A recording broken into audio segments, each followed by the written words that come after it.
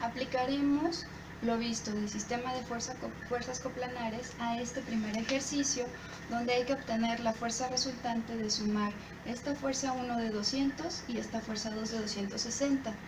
En el ejercicio tenemos un tensor que es como un cable que está en una estructura de acero que está recibiendo tensiones en 30 grados con respecto al eje Y y con esta proporción que es una medida para la pendiente.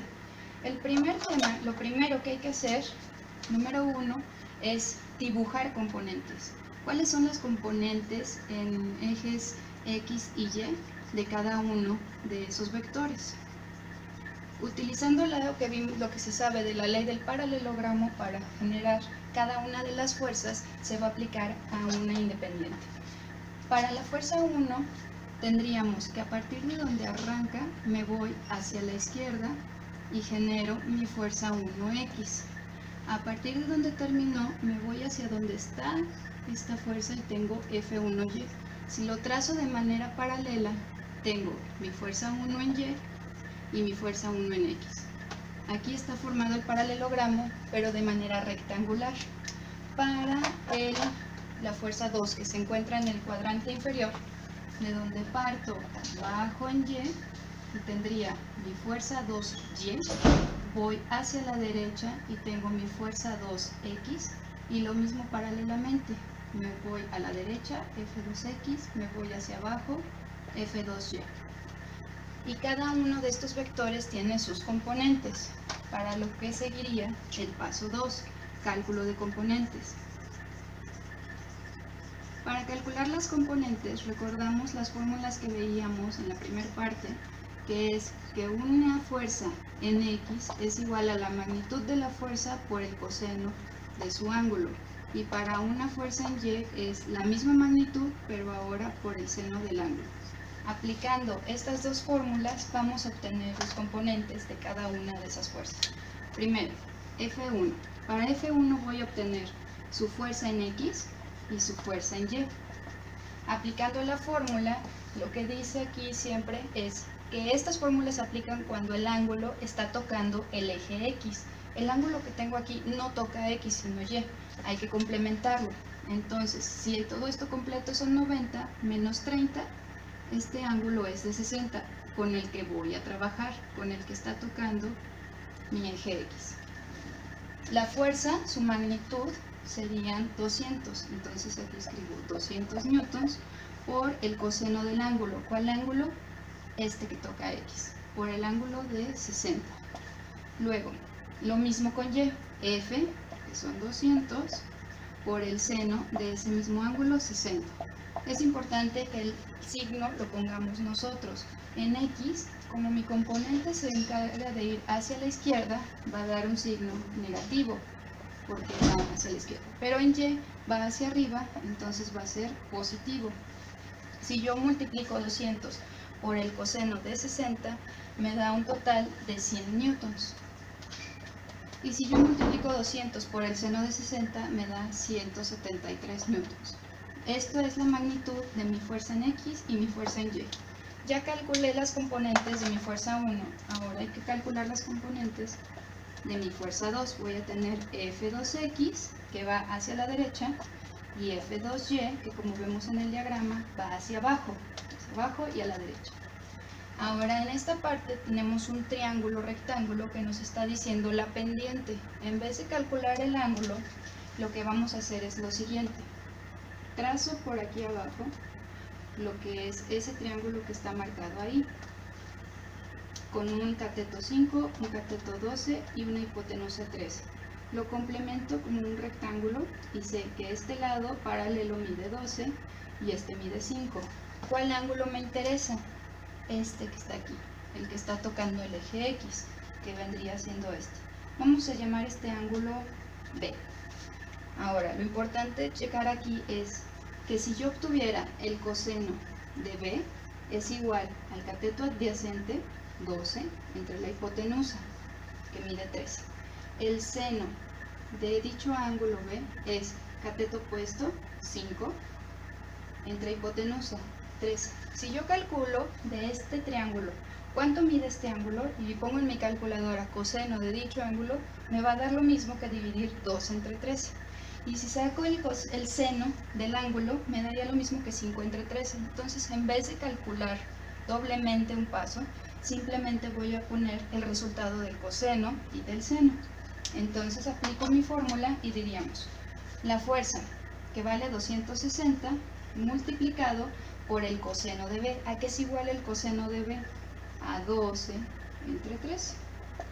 Y luego la fuerza para Y, 260 por el seno del ángulo, que es 5 entre 13. Ya no necesito escribir funciones, ya no escribo coseno o seno, porque es lo mismo. Entonces, para fuerza en X dijimos que va a la derecha, es positiva. Para la fuerza en Y es negativa porque va hacia abajo. 260 por 12 entre 13 me da un total de 240 newtons. Y 260 por 5 entre 13 me da 100 newtons. Con esto yo ya obtengo cuánto vale cada una de mis fuerzas en el esquema. Voy a saber que de aquí a la izquierda voy a tener 100 newtons, de aquí hacia arriba voy a tener 173 newtons, de aquí a la derecha en F2X tengo 240 newtons y de aquí hacia abajo tengo 100 newtons. ¿Qué quiere decir eso? Que las flechas que están dibujadas en color negro son con las que voy a trabajar ahora. Los vectores que están con un sentido y una dirección que no son rectangulares ya no los voy a tomar en cuenta. En vez de eso lo transformé en vectores verticales y horizontales, que son con los que voy a trabajar. Ahora, sigamos con el paso 3. El paso 3 es generar sumatorias de fuerzas. ¿A qué nos referimos con sumatorias de fuerzas? Como estos componentes son verticales y horizontales, ya los puedo sumar de manera escalar, es decir, ya puedo subir 2 más 2 es 4, a diferencia de cuando tengo vectores, que no puedo decir 2 más 2 es 4 porque implica mucho lo que es la dirección, el ángulo o el sentido hacia dónde estoy marcando la flecha. Entonces voy a generar sumatorias de fuerzas. Voy a sumar X con X y voy a sumar las fuerzas Y con Y. Es decir, estoy trabajando en este eje X y es como si estuviera viendo coordenadas menos 100 más 240. Entonces comienzo menos 100, que es la fuerza 1X, más 240, que es la fuerza 2X, y me da un total de 140 newtons. Quiere decir que entre la fuerza que empuja hacia un lado y hacia el otro, la suma total son 140. Eso sí se puede hacer ahora. En Y voy a tener más 173 y a la vez voy a tratar de tirar hacia abajo menos 100. Esto nos da un total de 73 newtons.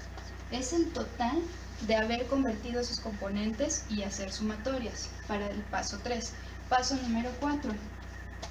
Cuando yo ya sumé esto, convertí esos 4 vectores ahora en 2. Voy a tener, si trasladamos nuestro eje Y y nuestro eje X, 2 componentes. El de la sumatoria de fuerzas en X me dio más 140 newtons y el que está en Y nos dio más 73 newtons. Tengo 2 componentes ahora en vez de la fuerza. Si yo aplico la ley del paralelogramo, este paralelo lo trazo aquí, este paralelo lo trazo acá y la unión, la diagonal, va a ser mi fuerza resultante, es decir, la suma de los 2 vectores iniciales. Como se forma un triángulo rectángulo, ahora yo conozco los catetos, pero no conozco la hipotenusa, y aplicando el teorema de Pitágoras, mi hipotenusa, que es la fuerza resultante, va a ser igual al cuadrado de los catetos, que en este caso son las sumatorias de fuerzas, y su raíz. Es decir, la hipotenusa es igual al cuadrado de los catetos y su raíz cuadrada. Pero esta ya la podemos tomar como una fórmula que siempre vamos a utilizar para sacar la fuerza resultante. Sustituyo, que sería mi paso número 4, la fuerza resultante va a ser igual a 140 al cuadrado más 73 al cuadrado y su raíz, que es lo que mide esta diagonal. Entonces mi fuerza resultante va a ser igual a 157.88 newtons. No le pongo signo porque en realidad estoy hablando de un vector, ya es un vector diagonal. ¿Qué es lo que me falta saber? ¿Cuánto mide la dirección? ¿Cuánto es el ángulo? Siguiendo con funciones trigonométricas, paso número 5, sería obtener el ángulo. Vamos a llamarle alfa. Alfa, ¿a qué sería igual? Si yo ya conozco los catetos, que es el adyacente y el opuesto, puedo usar tangente. Entonces alfa va a ser igual, ya despejado, tangente inversa de la sumatoria de fuerzas en Y entre la sumatoria de fuerzas en X. Esta también ya es otra fórmula que vamos a estar aplicando para obtener siempre el ángulo, porque queremos tomarlo con respecto al eje X. Entonces siempre va sumatoria de fuerzas en Y en el numerador y sumatoria de fuerzas en X el denominador. Esto es igual a tangente inversa de sumatoria de fuerzas en Y, que tenemos que es 73, entre la sumatoria de fuerzas en X, que son 140, y el ángulo alfa nos va a dar un total de 27.53 grados.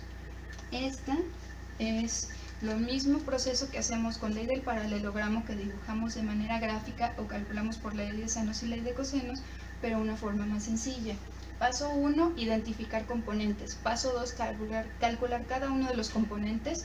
Paso 3, suma de fuerzas en X, suma de fuerzas en Y.